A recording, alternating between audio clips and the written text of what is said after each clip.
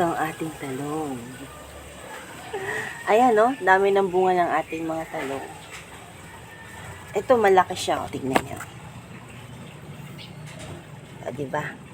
Pwede na tayo magpakbet. Meron din tayong mga okra. Ipakita ko yung mga okra. Ayan, ang ating okra. Ayun pa, dun, no? At ito yung ating kalamansi, oh. May bunga na rin. Puntahan natin ang ating mga okra. Ayan, maliliit pa lang eh. Ang sipag ng mamulaklak at mamunga. Ito, possible pa lang. Ito din ang ating isang kalamansi. Oh, nakikita nyo yan? Daming mga ano, oh. Mga maliliit pa, oh. Oh. Oh, diba?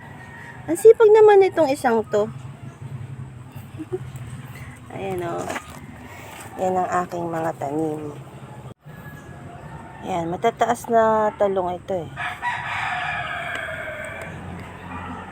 Puntahan naman natin yung sili ko. Ito naman yung sili. Tingnan nyo, oh. Puro bunga. Kaya lang, hindi pa siya pula. So, hindi pa ako pwede palang gumawa ng chili garlic oil. O, yan. Yan, oh, puro bunga. Ito naman yung mga siling pansigang.